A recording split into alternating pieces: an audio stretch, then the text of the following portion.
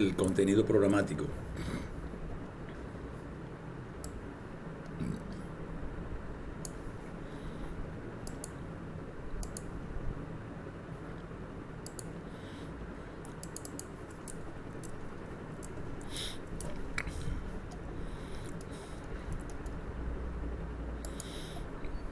Vamos por aquí, miren. Acabamos de ver este. Vimos estos dos ya los vimos. Vamos a colocar el mismo colorcito. Entonces ahora vamos a ver el emparrillado de cimentación, que sería el último tipo de cimiento superficial que vamos a ver dentro del alcance del curso. El tema este no es... Ingeniero, dígame. para este segundo parcial, ¿qué temas entrarían? Zapatas rectangulares y las combinadas. Sí, sí, las rectangulares y las combinadas. Ok. Bueno, entonces les decía que este tema es un poquito extenso, que yo sepa. El único que trata un poquito esto es, un poquito no lo trata bien, es el profesor Calavera. El texto lo tienen ahí disponible en la carpeta de Drive. No lo van a encontrar ni con el profesor Rochelle, ni con el profesor Franco Segura, ni con Giraldo. Pero es interesante el tema. Entonces se trata de lo siguiente.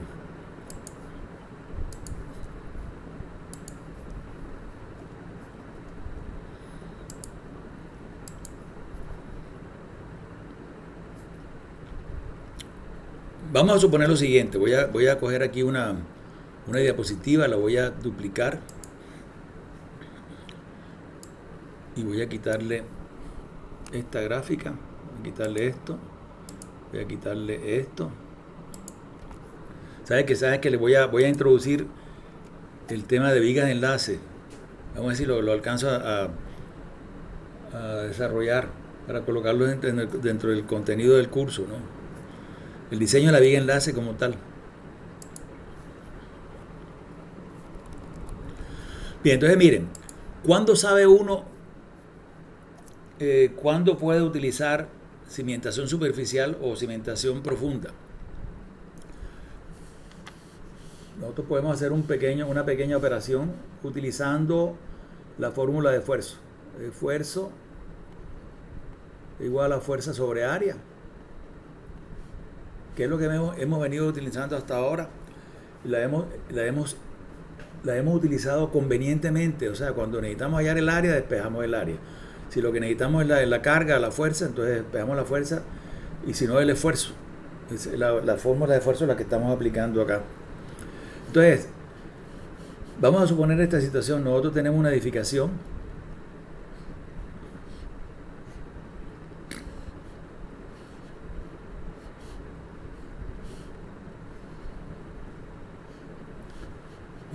cualquiera. Entonces, esta sería la edificación y vamos a suponer que esta área de la edificación es de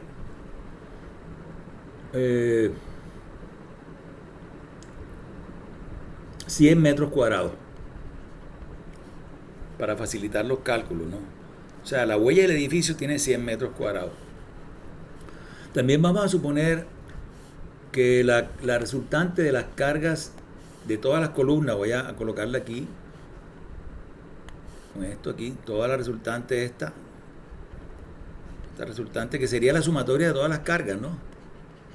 De las columnas. Que esa resultante yo la conozco por el análisis de la superestructura. Entonces yo puedo decir que esa resultante es igual a 1000 toneladas fuerza. Vamos a suponer que la capacidad del suelo Q sub A, el que nos da el suelista, o Q neto, no importa, Q sub A, es igual a 10 toneladas fuerza por cada metro cuadrado.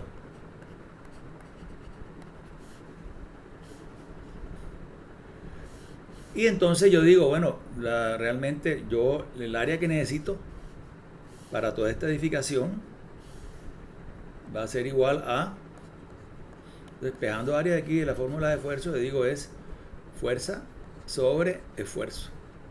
O sea, la reacción sobre Q sub A. Entonces digo, necesito 100 metros cuadrados de área. Vamos a suponer que el área del lote donde estamos construyendo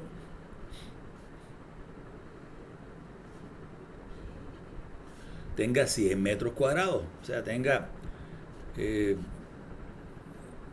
para 100 metros cuadrados, claro que esta es una vaina bien pequeñita. Es que esta área del lote sea de 100 metros cuadrados.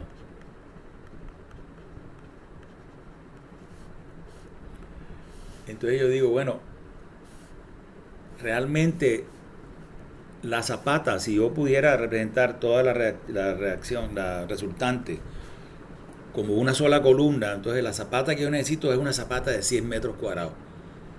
O sea que la huella del edificio cabe exactamente en esa área de 100 metros cuadrados y yo cumplo con esto que está aquí. Listo.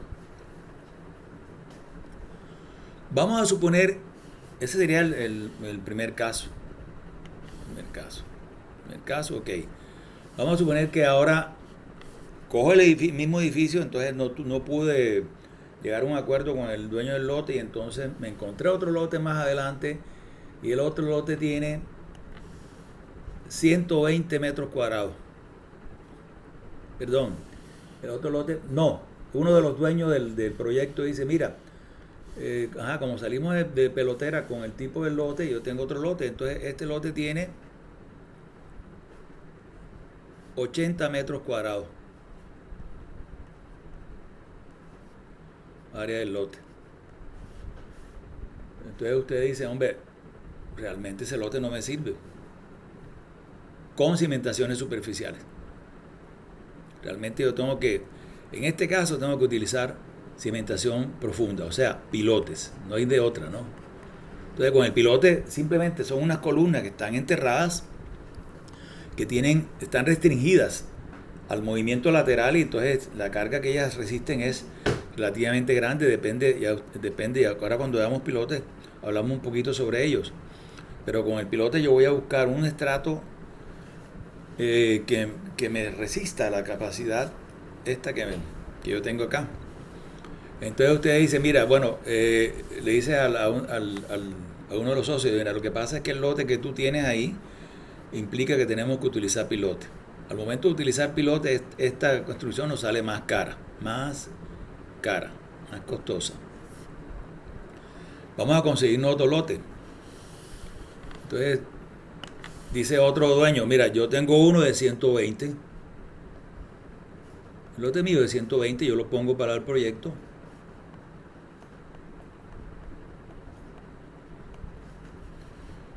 En el caso de el lote 100 con 100, realmente tendríamos que utilizar toda el área del lote para apoyar el edificio. Toda esta área. Pero en el caso de 120, yo puedo apoyar una parte del lote nomás. O sea, yo puedo apoyar esto, ¿no?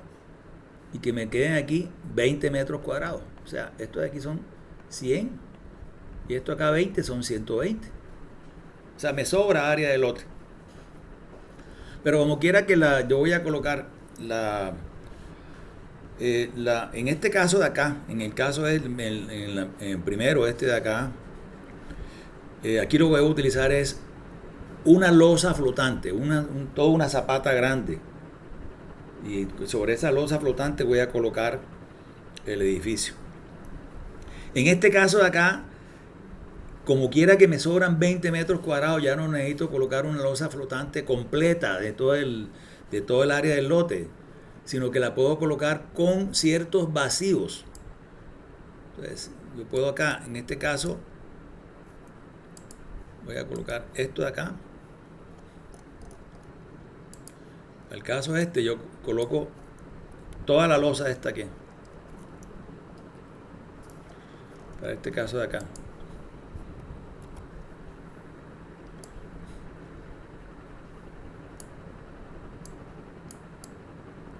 Listo. Toda el área del lote la utilizo para la cimentación de la edificación. Pero en el caso de que me sobre área, esta que está acá, entonces yo puedo utilizar una cimentación en toda el área del lote, pero le hago unas perforaciones. Yo hago unas perforaciones acá Y entonces, donde quiera que yo haga una perforación, inmediatamente obtengo un vacío. En ese vacío no hay materiales, no hay ni concreto, no hay acero.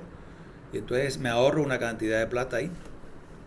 Porque solamente necesito 100 metros cuadrados de área de cimentación y yo tengo 120 en el lote, entonces puedo darme el lujo de dejar unos huecos. En este caso son cimentaciones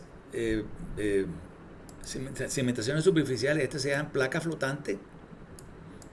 O sea, esta placa está flotando, entre comillas, sobre el medio elástico que es el suelo. Y este también es una placa flotante. Y esta placa está flotando, pero tiene unos agujeros, unos huecos. Esa es la diferencia entre uno y otro. El diseño es el mismo. Se hacen simplemente una serie de franjas de columnas y unas franjas centrales. Y entonces se diseña por franja, ¿no? Pero el diseño es el mismo, ¿no? Quitemos esto de aquí, no tiene nada que hacer aquí. Entonces eso se trata el tema de hoy.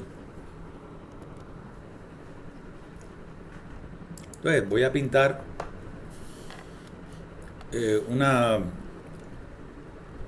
un emparrillado de cimentación. Me voy a suponer esto que está acá. Y tengo los ejes de las columnas. Para no hacerlo muy grande, voy a utilizar 6 columnas solamente, ¿no?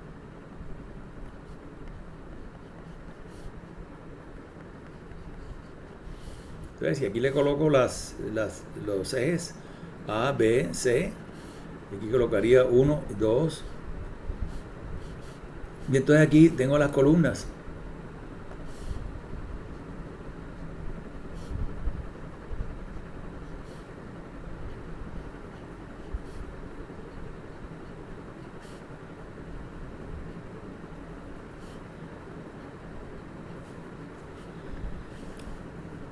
Y entonces voy a colocarle una placa completa a este cimiento. Voy a bajarlo un poquitico, me quedó un poquito alto. Aquí, para que me quede como un poquito más. Entonces voy a colocarle una placa. Entonces le coloco la placa completa, ¿no?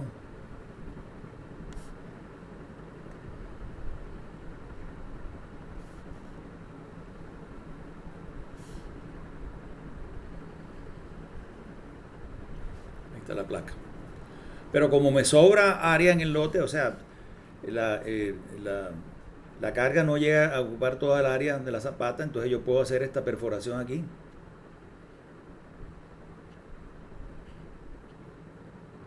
Y esto sería un hueco. Esto es vacío, ¿no? Y esto es un vacío.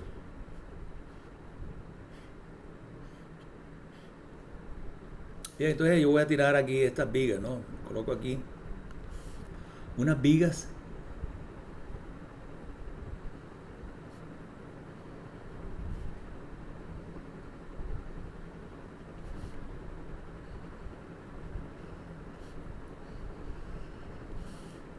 En el sentido X y otras vigas en el sentido Y que me amarren las columnas.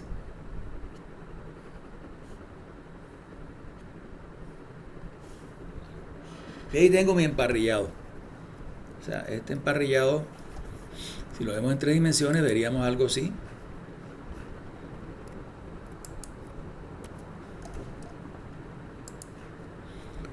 Si lo vemos en planta, veríamos algo así.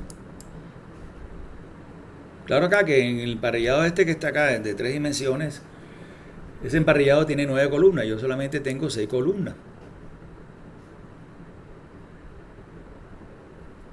Entonces, cada una de estas columnas va a tener una carga. Voy a colocar estas cargas, las columnas con este color. Estos colores aquí están como medio pelo. Voy a ver cómo quito esta vaina de aquí. Eliminar. Voy a quitar esta vaina. Voy a quitar también este. Voy a ver si le añado un lápiz. Voy a añadir un lápiz.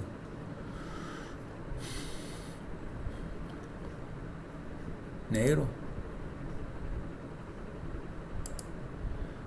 Añadirle un lápiz.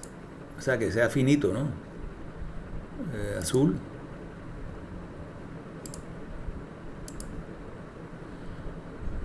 Voy a añadir un lápiz rojo. El negro realmente está bien, o sea, le puedo cambiar lo elimino, le voy a añadir un lápiz el color naranja, ¿no? Y vamos a probar esa herramienta a ver cómo me da. Yo cojo este lápiz naranja para ver cómo me sale. Bueno, un poquito más delgado, ¿no? No, ya sé el cuento. El lápiz lo que hace es como... En el lápiz uno tiene que afirmar mucho, ¿no? Para que sale como todo borroso ahí. No me gustó esta vaina.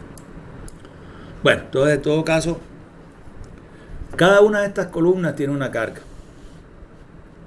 Voy a colocar estas cargas acá. Voy a colocarlas aquí con este color azul. Aquí hay una carga. Aquí hay otra.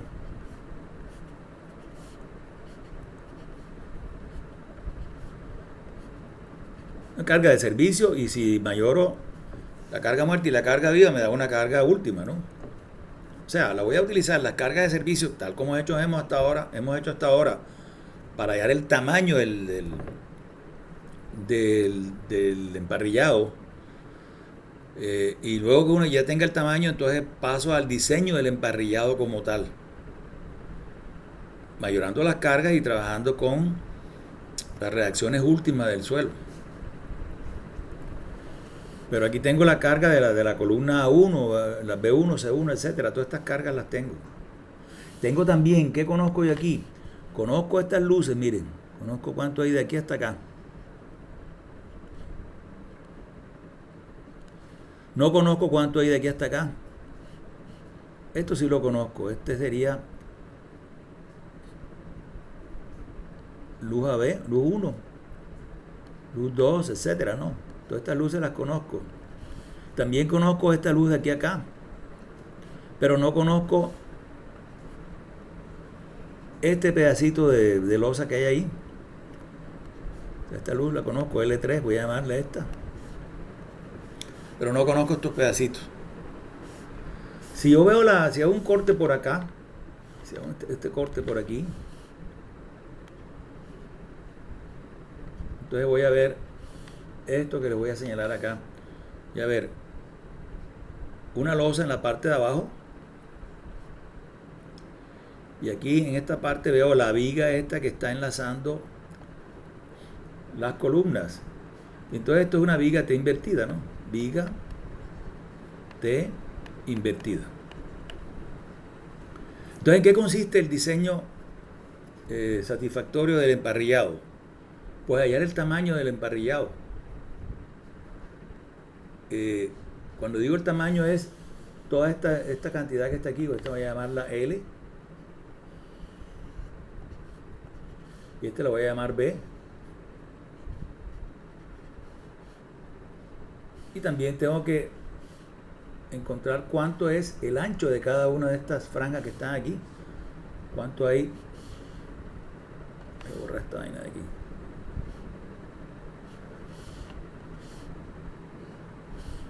Entonces, necesito también saber cuántas son estas distancias, miren. ¿Cuánto hay de aquí hasta acá? ¿Cuánto hay de aquí hasta acá? Y de aquí hasta acá. En el sentido X. Y en el sentido Y también tengo que hacer lo mismo, ¿no? ¿Cuánto hay de aquí hasta acá? Y de aquí hasta acá. Más aún, miren.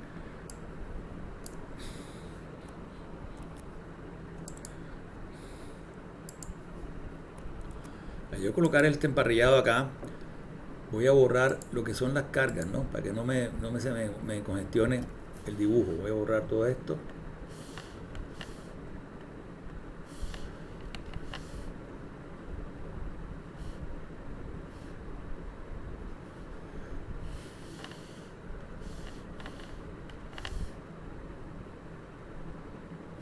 Pero joder.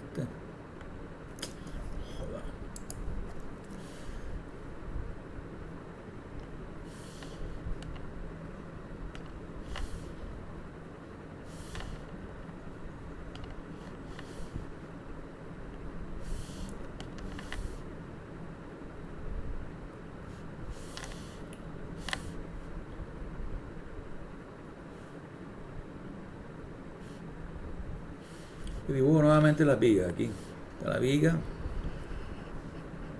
Esta otra viga. Y voy a borrar también las cotas estas que están acá. Bien. Entonces yo puedo hacer esto, mire, yo puedo suponer que en el sentido X tengo dos franjas, que serían esta franja de aquí a acá, esta de aquí. Franja 1.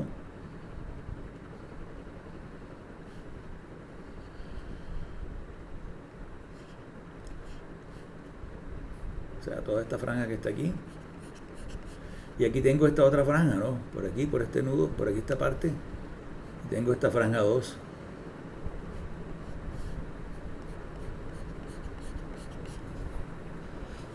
Y cada una de esas franjas está comprendida por la losa esta, la losa de apoyo, una viga y 3 columnas, cada una de esas franjas.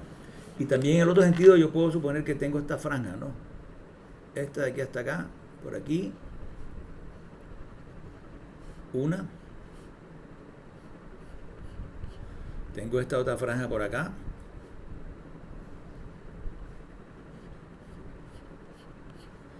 Y tengo esta otra franja por acá.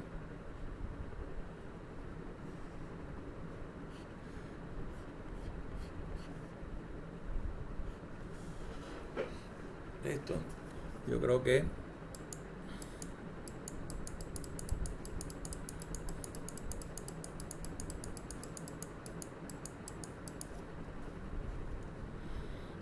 voy a coger esto y lo duplico acá.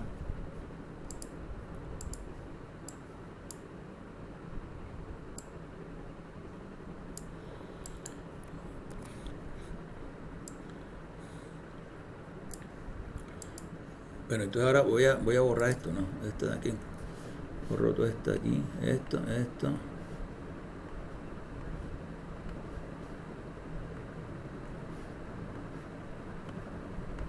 Lo que quiero resaltar es cada franja, ¿no? En cada sentido.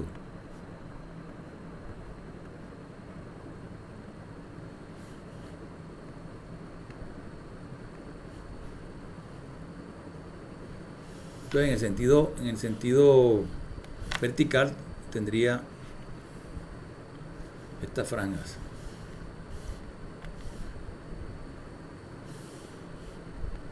Sería la otra franja, esta de aquí.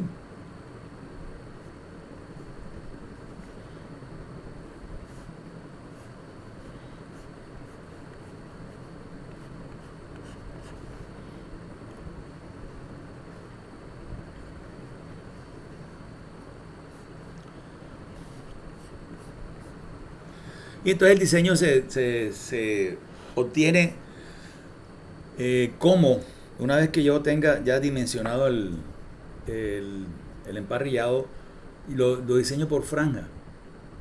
Yo digo, la franja, como este es el eje 1, por ejemplo, este es el eje 1, 1 y 2. La franja del eje 1, una franja con la columna A1, la columna B1, la columna C1.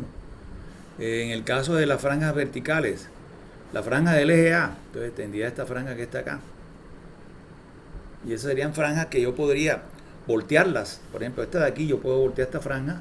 Y cuando diseñe esa franja voy a tener esto, miren. Una carga y una carga. Y aquí voy a tener esta viga con esta carga aquí. Actuando aquí, WU.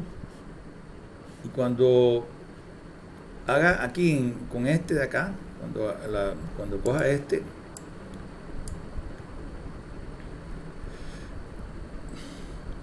de aquí no puedo. Entonces el modelo de este de acá sería esto, ¿no? O sea, una columna, otra columna, solamente 2 columnas, entonces tendría aquí este modelo.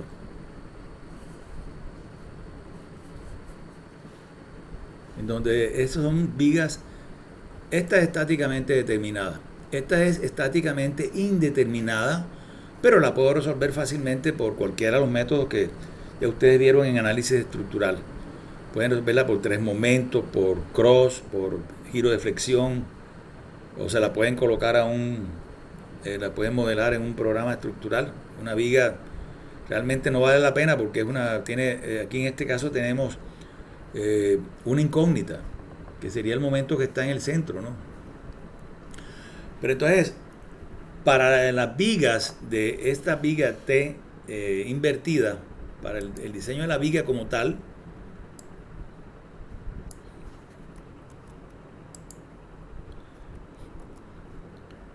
el diseño sería ese, ¿no?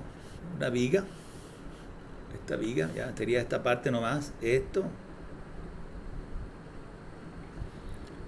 Y esa viga tiene una carga que está representada por esta W que está aquí.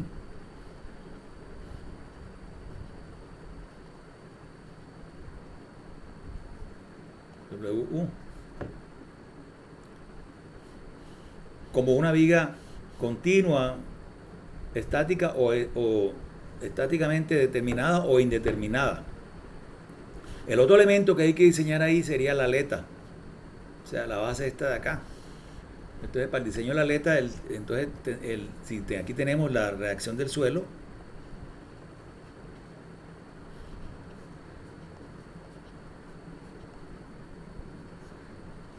Entonces, el modelo matemático sería ya el que hemos visto, o sea, un voladizo. Entonces, el momento del voladizo igual a WL cuadrado sobre 2. Y de esa manera le puedo colocar el acero en la parte inferior de la viga. Entonces, ¿cuál sería el refuerzo?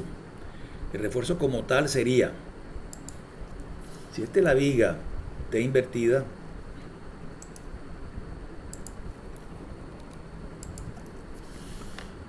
la viga T invertida, entonces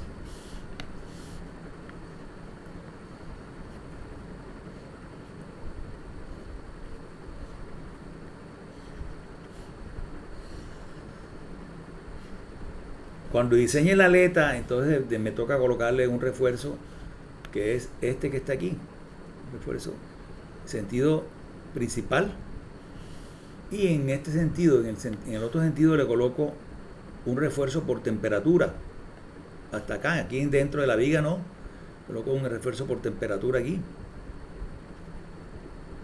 y ya cuando diseñe la viga, entonces le colocaría aquí para la viga, le colocaría un acero de la viga,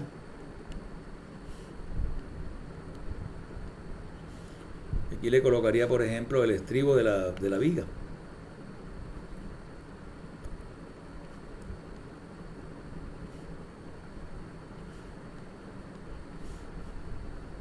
Entonces el propósito nuestro es encontrar cuánto son estos anchos, ¿no?, de cada una de las franjas, y por supuesto cuántos son el valor de los aceros que están ahí, tanto en la aleta como en la viga. Eso es en términos generales lo que hay que hacer. Para lograr esto, lo primero que nosotros tenemos que hacer es hacer coincidir el centroide de cargas con el centroide de áreas. Pero ya no tenemos una figurita, la figurita es un poco más compleja, ¿no? Y entonces, nosotros podemos encontrar cuánto es el centroide de cargas.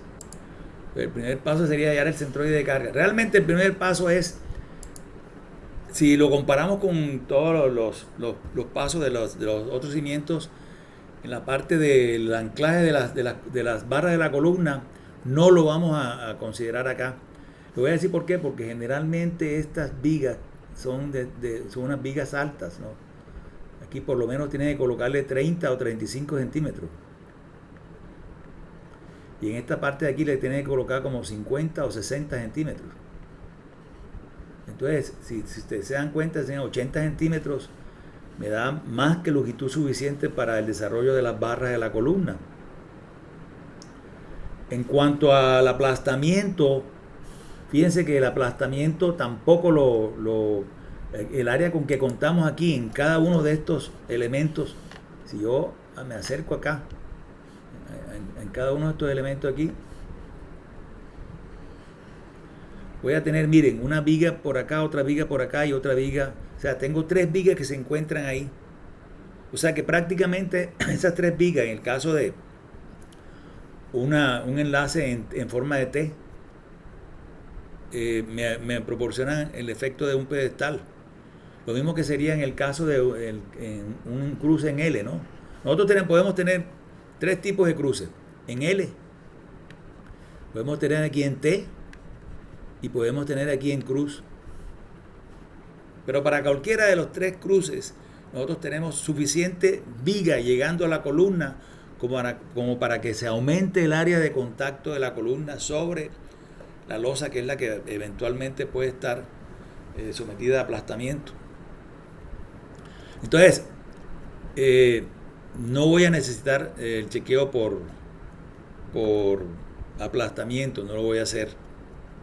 Entonces son dos pasos que me estoy ahorrando, ¿no? El paso del Q neto sí lo tengo que hacer. O sea, yo tengo aquí al momento de yo suponer acá que este es la profundidad de la zanja y que el nivel de suelo está por aquí. Entonces yo digo, este es el DF. Aquí tengo un Q sub A y aquí tengo una altura de relleno. El espesor de la zapata como tal de esto no lo vamos a calcular. Vamos a suponerlo mínimo 30 o 35 centímetros. Entonces yo tengo cuánto es el valor de HR. Y entonces puedo hallar entonces el valor de Q neto. Eso es lo primero que podemos hacer. O sea, suponemos que tenemos 35 centímetros de losa y tenemos un DF de 135, entonces el HR será 100 centímetros directamente, sin ninguna clase de cálculo. Lo siguiente, el centroide de las áreas, el centroide de las cargas ya es un poquito más elaborado. Entonces voy entonces a suponer que estas son las cargas, ¿no? Voy a llevarme nuevamente el esquema del emparrillado.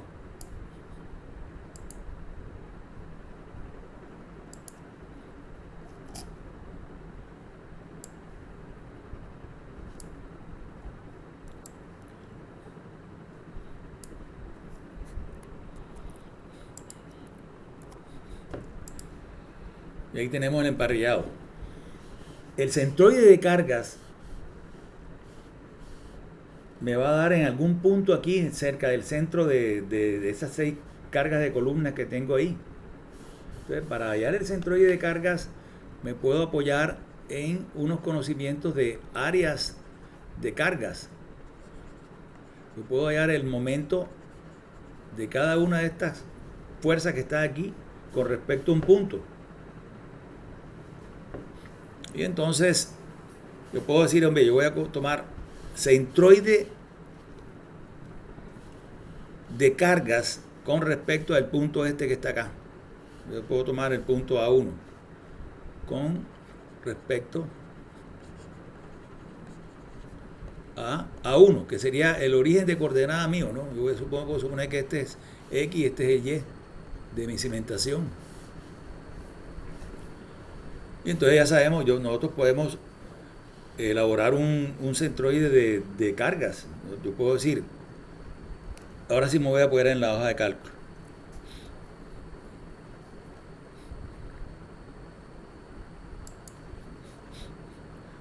Centroide de carga. Yo puedo decir, hombre, yo tengo la coordenada de cada una de las columnas referenciadas con respecto al punto A1. Me explico. Si yo tengo aquí, por ejemplo, esta vaina que fue aquí, hay 2 hojas. Acá. Si yo tengo aquí cada una de estas luces, L1 es 5, L2 es 6. Entonces la coordenada de A1 es 0, 0. La coordenada de B1 sería 5, 0. La coordenada de C sería 5,6, 11, 0 y así sucesivamente. O sea, yo puedo inmediatamente hacer una tabulación de las coordenadas de cada una de las columnas con respecto al punto A1, de la columna A1. E inmediatamente puedo colocar cuánto es el valor de las cargas muertas y las cargas vivas de cada una de las columnas. Entonces, en este caso, el cimiento que estoy estudiando sería este que está acá, que tendría aquí 6. Y por acá tiene 5. Y por el otro lado tiene 6. Por este lado tiene 6. Entonces este sería A1, este sería A2, este sería B1, B2, C1 y C2. Entonces yo puedo relacionar todas estas coordenadas que están aquí en la tabla. Una vez que yo tabule eso y coloque los valores de las cargas aquí en la columna 1, yo por el análisis de la superestructura, yo digo la carga muerta de la columna de 520, estoy trabajando aquí en sistema internacional, en kilonewton. La carga de muerte es de 520 y la carga viva es de 160. La carga de servicio será la sumatoria de las dos. 520 menos 160 son 680. Y si estamos hablando de la carga última, entonces simplemente multiplico cada una de ellas por su factor de mayoración. La carga muerta por 1.20 y la carga viva por 1.6. Y de esa manera puedo obtener el valor de la carga de servicio y la carga última. Por el momento voy a trabajar con la carga de servicio. Entonces yo puedo hallar el momento de cada una de esas cargas con respecto al eje X, o sea, y con respecto al eje Y. Acá, yo puedo hallar el momento de esta carga que está acá. Por ejemplo, el momento de aquí, yo tengo aquí esta carga. Esta es la carga B1, ¿no? De la columna B1. Entonces yo puedo multiplicar esta carga que está aquí, P, PB1, ¿no? Lo multiplico por su distancia. O sea, para hallar el de X trazo, este de acá, el momento de esta carga con respecto al eje X o al eje Y, pues, porque estoy tomando la distancia es perpendicular al eje Y, entonces multiplicaría PB1 por esta primera dimensión que es aquí, que es 6, ¿no? Y si la quiero hallar el momento con respecto al eje vertical, sería PB, pero como el punto de referencia es este, entonces el brazo de palanca de esa fuerza con respecto al eje vertical es 0.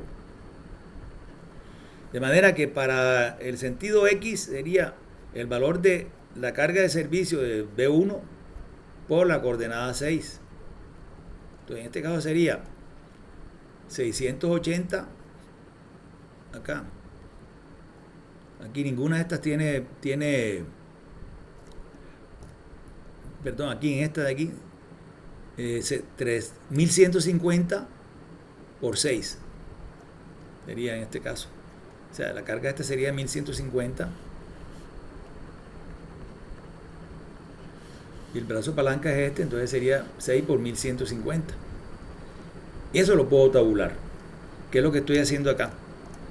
Que estoy tabulando cada una de esas cargas con respecto al eje X y al eje Y. La hoja de cálculo está como planillada como para que tenga ¿cuántas? Como 25 columnas, hasta un eje 5, ¿no? Hasta D y hasta 5. Pero igual se podría aumentar en caso de que se necesitasen más.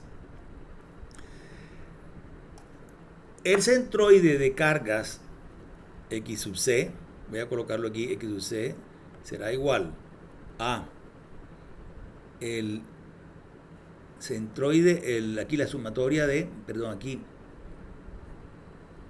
PI, sumatoria de PI por X trazo I sobre la sumatoria de las PI. ¿Listo? Y para el Y trazo sería algo similar, ¿no? Fíjense que aquí lo que tengo es momento. Si yo cojo XC y lo multiplico por su brazo, o sea, si yo cojo toda la resultante y la multiplico por su brazo, obtengo XC por la resultante, que es sumatoria de toda la fuerza. Y entonces aquí simplemente cojo las sumatorias parciales. Entonces aquí tengo las parciales, estas que están aquí, PI, XI, y esta que están aquí sería la sumatoria de todas. Entonces, haciendo esta división obtengo inmediatamente el centroide de carga. Ese centroide de carga no lo puedo variar, La razón por la cual no puedo variarlo es porque para variarlo yo tendría que mover las cargas de las columnas, etcétera. O sea, ya yo tengo toda una superestructura diseñada, analizada, y ya yo llegué a la conclusión de que cada una de esas columnas en la parte inferior llegan con esas cargas. Esas cargas no las puedo yo variar. Pero lo que sí puedo variar es el centroide de áreas. En este caso, fíjense que el centroide de carga me está dando en 5.98 y 3.21. Entonces, si recuerdan, este tiene 6 y este tiene 3, entonces el centroide de carga estaría por aquí, más o menos por aquí. Centroide de cargas, este punto que está ahí. Y entonces yo tengo que darle unas dimensiones tal a las áreas de las franjas que obtenga un centroide de área muy similar a este que está acá. Listo, entonces ese sería el primer punto. El segundo punto sería hallar el centroide de cargas. El tercer punto sería predimensionar las fajas o las franjas, ¿no? Entonces le voy a indicar cómo se predimensionan las franjas.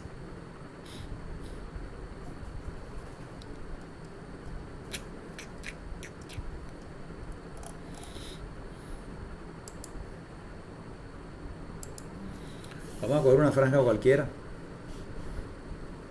Por ejemplo, esta franja de... Voy a colocarla así, miren. Voy a colocar esto que está acá. Lo copio aquí.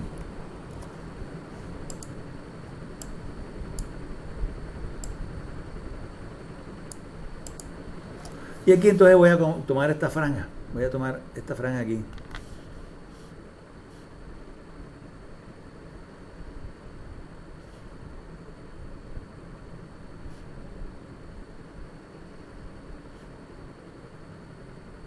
¿Por qué no la tomo completo? Pues porque yo no sé cuánto tiene esto, ¿no? Todavía no sé cuánto tiene esto. Pero yo puedo de una manera aproximada tomar esta franja que está ahí resaltada en verde, y entonces yo podría, entonces aquí tengo esta longitud de aquí hasta acá, yo la tengo, ¿no?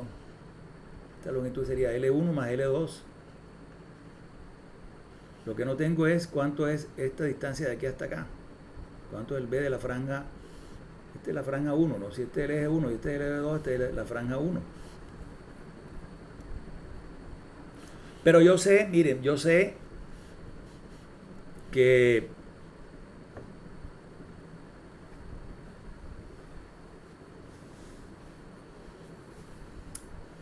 si yo, utilizando la fórmula esta de esfuerzo, ya voy a hablar de Q neto, igual a sumatoria de fuerzas sobre un área, y en este caso sería L1 más L2, que lo conozco, por B1. Entonces yo podría despejar B1. Entonces sería sumatoria de las fuerzas de las columnas que están actuando ahí en esa franja. Y esto lo divido entre L1 más L2, que lo conozco, de las luces, por el Q neto. O sea, este lo conozco y este lo conozco. En cuanto a este que está acá, fíjense que la carga de esta columna A1 está repartida una parte en el sentido horizontal y otra parte en el sentido vertical. Lo mismo para todas las otras columnas. Entonces yo puedo suponer que la repartición de estas columnas, de estas cargas de las columnas en cada una de las vigas que llegan a ese nudo, es similar a lo que hicimos cuando estudiamos el método de Cross. Pero suponiendo que en el método de Cross nosotros teníamos que tener en cuenta EI sobre L, ¿no? Pero nosotros podemos suponer que el valor de EI es igual a 1. Y entonces puedo obtener el valor de la rigidez de cada una de las vigas como 1 sobre L. Cuando yo hago eso de 1 sobre L, inmediatamente obtengo las rigideces de cada una de estas vigas, de estas luces que están acá. Luego ya la rigidez esta de aquí, K, A, B, aquí K, B, C, y acá lo mismo, K1, 2, y no es más porque son iguales, suponiendo que tienen la misma sección, o sea que el momento rectangular de inercia es igual a 1. Pero les digo, ya esto es una manera aproximada de resolver este problema. Tenemos que arrancar de algo, y ese algo puede ser eso, suponiendo que los anchos de las franjas son iguales, y entonces el momento rectangular de inercia de las secciones de la viga T invertida son iguales, y entonces las rigideces solamente estarían afectadas por el inverso de la luz. Pero si se dan cuenta, cuando yo hago este ejercicio, yo, como quiera que todos estos valores, como quiera, miren, cuando yo saco el factor de, eso se llama el factor de distribución. Cuando saco el factor de distribución, yo digo, la rigidez que yo estoy estudiando sobre las rigideces de las barras que llegan al mismo nudo. Entonces, por ejemplo, para el nudo este que está en forma de L, entonces yo tendría aquí la rigidez, como quiera que las rigideces son iguales, entonces aquí yo tendría, al hacer esta operación me quedaría, en este caso son 2 vigas, ¿no? Entonces sería una rigidez sobre 2 rigideces, ¿no? Entonces una rigidez sobre 2 rigideces, 0.5. O sea que el factor de distribución para el caso de un cruce en L sería 0,5 y 0,5, que me da un 100%. Si por el contrario lo que estoy estudiando yo es un caso en forma de L, forma de T, perdón, entonces llegarían 3 barras al nudo. Entonces aquí tendría 0,33, como se está repartiendo iguales, sería 0,33, 0,33 y 0,33. Si se trata del último evento que podemos tener, que es en forma de cruz, entonces serían 4 barras que llegan al nudo, que sería un nudo, por ejemplo, en el caso de este, sería el nudo este en T. Entonces ya estaríamos hablando de 4 barras que llegan a un nudo y todas son iguales, tienen la misma rigidez, entonces se repartirían así: 0,25, 0,25, 0,25 y 0,25.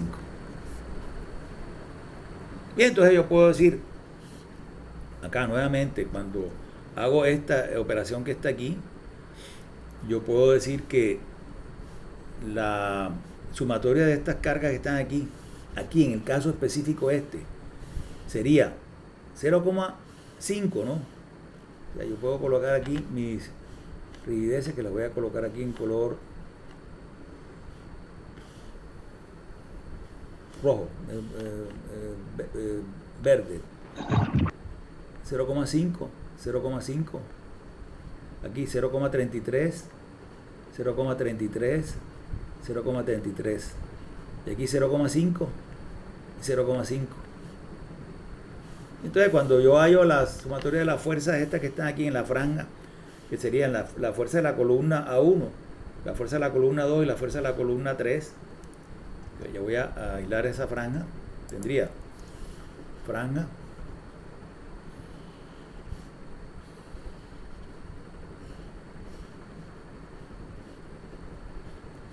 esta distancia aquí L1 más L2, esta distancia aquí B1 de la franja 1. Aquí tengo la columna, la carga de la columna. Esta carga de la columna sería 0,5 por la carga de la columna A1. Esto de acá, para la segunda columna, sería 0,33 por el lado izquierdo y 0,33 por el lado derecho. Estoy hablando en sentido X. Entonces este me daría 0,66 por la carga de la columna B1. Y esta última de aquí sería 0,5 por la carga de la columna C1.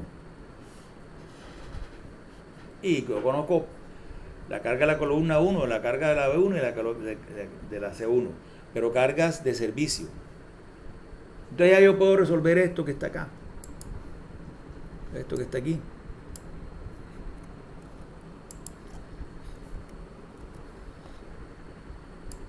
Entonces puedo encontrar cuánto es el valor del ancho de la franja. Ese valor, por supuesto, no me va a dar un número exacto. Entonces lo voy a aproximar, y aquí ahora sí vamos a ser un poquito más generosos en cuanto a la aproximación. Vamos a aproximar en múltiplos de 25, aproximación en múltiplos de 25 o 50 centímetros. Me explico que si aquí da, por ejemplo, 1.15, entonces yo puedo decir, hombre, yo lo voy a tomar 1.25. O de pronto me dice otro, no, voy a colocarle un poquito más, 1.50. Y a eso se refiere la aproximación en múltiplos de 25 o 50 centímetros.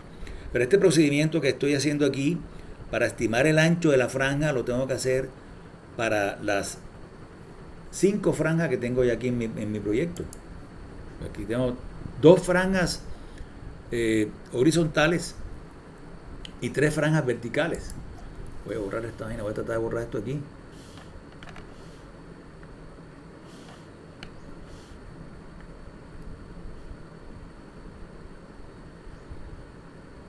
Eso es. Y aquí vamos a ver si puedo lograr esto. Mierda, se fue algo ahí.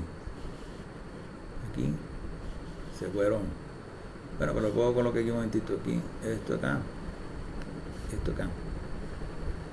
Fíjense que yo tengo 5 franjas, 2 en sentido horizontal y 3 en sentido vertical. Si fueran 9 columnas, entonces tendría 3 y 3, 3 en sentido X y 3 en sentido Y. Pero de esta manera yo puedo estimar el ancho de la franja. Y cuando yo estimo el ancho, cuando calculo el ancho de la franja y lo aproximo por exceso en múltiplos de 25 o 50 centímetros, inmediatamente obtengo estos valores que están aquí, con estos signos de interrogación. ¿Cuánto es esto? ¿Cuánto es este? ¿Cuánto? ¿Y cuánto? Ya lo tengo. E inmediatamente obtengo todos estos valores aquí, miren. Obtengo este de aquí. Obtengo esta franja, obtengo este valor, obtengo el tamaño del agujero este. Todo esto lo obtengo. Todos estos valores, todas estas cotas que están aquí las obtengo. Mejor dicho, obtengo la geometría de el emparrillado. Pero no sé si coincide el centroide de esa área con el centroide de las cargas. Entonces, para saber si el centroide de área coincide con el centroide de carga o se aproxima, si es bastante cercano, la única manera es hallando el centroide de áreas. Entonces, para hallar el centroide de áreas, entonces hago un procedimiento exactamente igual de tomar momento, pero en este caso, en el centroide de carga tomé momento de las cargas. Pero acá en el centroide de área voy a tomar el momento de las áreas. Y para poderlo comparar con el centroide de cargas, el punto de referencia tiene que ser el mismo, o sea, el punto A1 que está ahí. Entonces yo podría hacerlo a través de esta franja, ¿no? Cogiendo los pedacitos de área y tal y cual. O puedo hacerlo utilizando el principio ese que nos dice que yo puedo, cuando quiera que estoy hallando centroides de área, yo puedo, el área de los vacíos que existe en un área, la puedo tomar como negativa. En este caso, entonces, por ejemplo, yo tendría 3 áreas ahí. La primera área sería el área total L por B. Está acá. La primera área sería L por B. La segunda área sería el hueco este que está acá. El área de este hueco. Y la tercera sería este hueco que está acá. En el caso de que tenga 9 columnas, La primera área sería toda el área del emparrillado, suponiendo que los huecos no existan. Y aquí serían 4 huecos, entonces serían 4 áreas negativas. Y de esa manera puedo sacar el centroide de área de todo el emparrillado. La manera más expedita para hacer eso es tabulándolo, ¿no? Entonces, aquí por ejemplo el centroide de áreas, yo puedo hacer la tabulación y colocar, dependiendo del tipo de área que sea, puedo colocarla positivo o negativo. Y aquí en esta parte yo inmediatamente puedo colocar cuánto es la longitud de las áreas. O sea, aquí en este caso L sería 12.25 y B sería 7.5. Y cada uno de los huecos serían estas las dimensiones de los huecos. Y más aún yo puedo encontrar cuál es el X trazo y el Y trazo de cada una de esas áreas. Me explico. Por ejemplo, aquí, para esta área, la más grande, yo sé que si ella tiene L por B, entonces con respecto a este punto que está aquí, yo puedo decir que el centroide está a L medios. O sea, el centroide estaría a L medios. ¿Cierto? Estoy hablando de X trazo, ¿no? Aquí, para este caso, en el sentido X trazo estaría a L medios. Entonces yo ubico aquí el punto L medio y entonces aquí digo, este sería el centroide de la área esta. Pero como quiera que estoy referenciándola con respecto a este punto, entonces a este centroide de área tengo que restarle este pedacito de franja que está aquí. Y entonces ya lo correlaciono con el origen que es A1. Lo mismo puedo hacer con en sentido Y. Entonces, en sentido Y yo sé que el centroide de un rectángulo es la mitad de la dimensión. Entonces, aquí estaría a B medios menos este pedacito de acá. B medios menos este pedacito de aquí. Y lo mismo puedo hacer con las otras áreas negativas. Es exactamente lo mismo, pero solo que el signo de esa área será negativo, o sea, se resta. Y de esa manera puedo hallar el centroide de áreas. Aquí tengo áreas positivas y áreas negativas. Entonces aquí las ecuaciones que estamos utilizando serían que el centroide, voy a hallar X trazo de área, ¿no? Su A. Este de acá lo coloqué como sub C. Eso es, sub C de carga y este de área. Entonces sería sumatoria de las áreas por su centroide, ¿no? Sobre la sumatoria de todas las áreas. Y aquí Y trazo A sería sumatoria de todas las áreas por sus Y trazos sobre la sumatoria de todas las áreas. Si paso esto para acá, entonces yo tengo momento igual a momento, área por distancia. Un área global y unas áreas parciales. Y entonces de esta manera encuentro cuánto es el centroide de áreas. Entonces, por supuesto que no me va a dar igual. Pero nosotros tenemos una manera de ver si esto es satisfactorio, si hacemos esta operación, esta que está acá, si chequeamos la excentricidad. O sea, si nosotros tenemos la longitud total del elemento, esta es la longitud total, o sea, este es el área, ¿no? Del emparrillado. Vamos a suponer que el centroide este sería el centroide de cargas y este sería aquí sería el centroide de áreas. ¿Listo? Entonces, si yo divido L entre 6 o si divido B entre 6, aquí en el caso de la hoja de cálculo le coloqué como LX y LY, pero es lo mismo, L entre 6, B entre 6. Y esa sexta parte la comparo con la diferencia en valor absoluto de los centroides en sentido X y en sentido Y, y me da menor, quiere decir que está bien. Listo. O sea, si cuando yo hago esto, aquí voy a colocar si X trazo de área menos X trazo de cargas en valor absoluto es menor a LX sobre 6, ok. Y lo mismo si estamos hablando de lleno, si Y trazo área o Y trazo carga en valor absoluto es menor o igual aquí a menor, ¿no? O igual, no importa, a LY sobre 6, o en este caso lo llamé B, entonces está bien.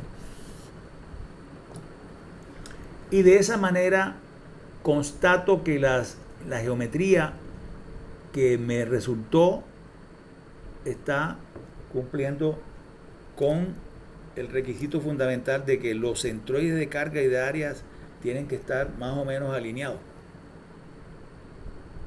Aquí es evidente que no están alineados, pero cuando no están alineados lo único que sucede es que aquí en la base del cimiento, entonces en vez de presentarse una reacción así, pareja,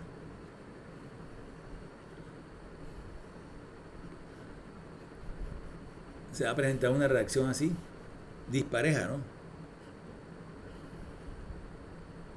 Trapezoidal.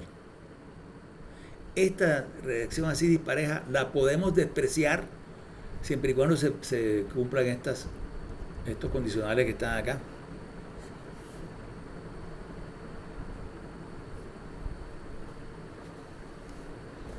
Entonces, ya de aquí en adelante nos olvidamos, ya cuando tenemos las dimensiones del emparrillado, ya tenemos todos los tamaños L, B, tenemos los tamaños de los huecos, tenemos los tamaños de la franja, etcétera. Entonces ya nos olvidamos de las cargas de servicio.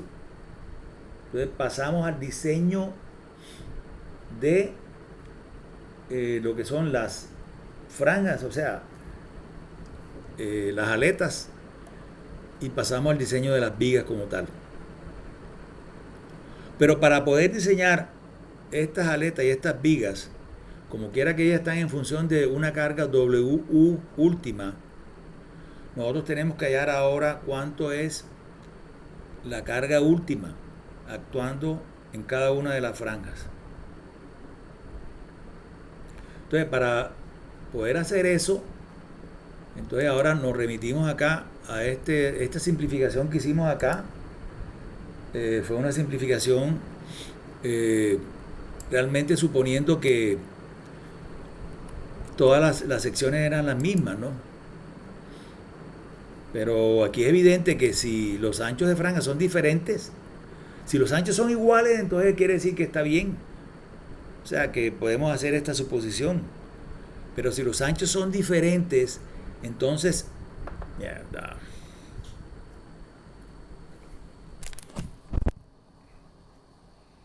¿Me escuchan?